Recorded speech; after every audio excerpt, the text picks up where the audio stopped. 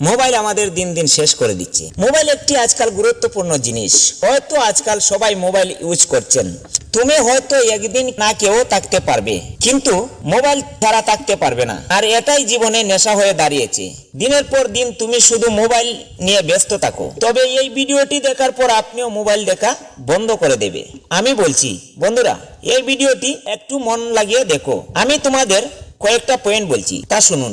আজকে জীবনটা পুরো আটক, প্রমাণ দেব। আজকে ঘুম থেকে উঠে প্রথমে তুমি তোমার মোবাইলটা হাতে নিয়েছো। কে কি নোটিফিকেশন দিয়েছে চেক করেছো, কে কি পুশ করেছে, কোথায় কি হয়েছে, এসব দেখতে দেখতে শেষ হচ্ছে না। তোমার কাছে মনে হচ্ছে সোশ্যাল মিডিয়া তুমি হ্যান্ডেল করছো, কিন্তু বন্ধু না। পরম সত্যটা হলো সোশ্যাল মিডিয়া তোমাকে দিনে দিনে কাবু করছে। সোশ্যাল মিডিয়ায় যত তুমি সেটিং হচ্ছ, ততই দিনে দিনে মানসিকতার আক্রান্ত হচ্ছ। তোমার মধ্যে ডিপ্রেশন বেড়ে যাচ্ছে। সামান্য কিছুতেই আপনার মাথা গরম হয়ে যায়, ঘুমাতেও অশান্তি, হতাশ হয়ে পড়ছো। কিন্তু শুধু তুমি একা নয়, তোমার মতো আরো 5.8 বিলিয়ন ব্যাধিতে আক্রান্ত হয়েছে। অতীতের এক হিসেবে দেখা গেছে একদিনের 3 ঘন্টা তারা শুধু মোবাইলের পিছনে ক্ষতি করেছে, যা ভবিষ্যতে আরো অনেক বেশি হবে। সামাজিক যোগাযোগের এই আসক্তি তোমার মাথায় চেপে বসেছে। লাইক আর ফলোয়ার্স বাড়ানোর জন্য গুরুত্বপূর্ণ সব কাজ পেলে বেতন ছাড়া গোলামের মতো কাজ করছো।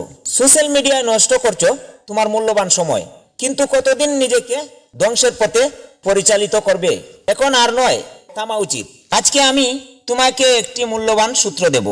21 দিন তোমার এই কাজগুলো করে যেতে হবে। আর তুমি নিশ্চয়ই জানো 21 দিন যে কোনো কাজ করলে অভ্যেস হয়ে যায়। যে কাজগুলো আমি করতে বলবো সেগুলো খুব সহজ আর প্র্যাকটিক্যাল হবে। প্রথম কাজ হচ্ছে তোমার ফোনের সব নোটিফিকেশন অফ করে দিতে হবে, যাতে তোমার মোবাইলে 21 দিন কোনো নোটিফিকেশন টোন বাজে না। সেটা তোমার যে কোনো নোটিফিকেশন হোক না কেন, যেগুলোর প্রতি তোমার আসক্ত, কিন্তু কেন বন্ধ করতে হবে? নোটিফিকেশন হচ্ছে একটি জুয়ার মেশিনের মতো। যখনই তোমার ফোনে কোনো নোটিফিকেশন আসছে, তখনই তুমি তোমার সব কাজ ফেলে রেখে নোটিফিকেশন চেক করতে শুরু করো। কে কি পাঠালো, কে কি লেখলো, তোমার পোস্টে কে কি রিয়েক্ট করলো, ইনবক্সে কে কি বা লিখে পাঠালো, সেগুলো নিয়ে তোমার কৌতূহল আর কমই নেই। তাই তোমাকে সব নোটিফিকেশন বন্ধ করতে হবে। আজকেই বন্ধ করুন।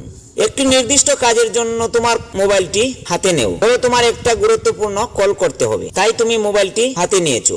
আর সেটি ঠিক তোমাকে লক্ষ্য রাখতে হবে। অর্থাৎ তুমি এই গুরুত্বপূর্ণ কল ছাড়া আর কিছুই করবে না। কোনো অ্যাপ খুলবে না, কোনো মেসেজ রিপ্লাইও দেবে না। অনেকবার এমনও হয়তো একটা ইম্পর্টেন্ট কাজের জন্য মোবাইল হাতে নিয়েছো, কিন্তু কাজ শেষ করার পরেও আরেকটা অ্যাপে ঢুকে আমাদের ফোনে থাকা সব অ্যাপ্লিকেশন কাটাকাটি অনেক সময় করতে থাকি। আমাদের সেটাই লক্ষ্য রাখতে হবে।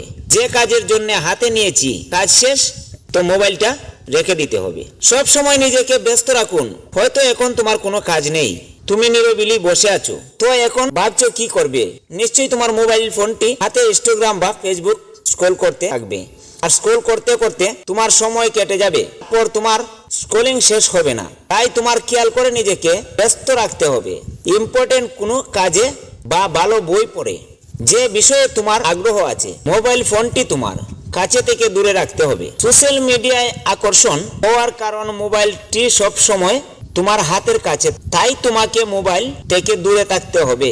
কারণ মেসেজ বা নোটিফিকেশন আসতেই মোবাইল তোমার হাতে উঠে আসে। আপনার মোবাইল থেকে ডিলিট করে দাও যেগুলি তুমি ইউজ করো। যে কোনো জিনিস যখন আমরা হাতের লাগালে পেয়ে যাই, সেগুলো আমরা পছন্দ করা শুরু করি। কিন্তু যেগুলো জিনিস আমাদের সময় নষ্ট করে, সেটি ছেড়ে দিতে হবে। তাই সমস্ত কিছু বাদ দিয়ে জীবনে একটি লক্ষ্য স্থির করো, তারপর পরিশ্রম করতে শুরু করো। তারপরে দেখবেন তোমাকে আটকানোর কেউ নেই। অন্যের কথায় জীবন কখনো সেটিং হবে না। অন্য কেউ পরামর্শ দিতে পারে, কিন্তু নিজের সাফল্য পেতে হলে নিজেকেই পরিশ্রম করতে হবে।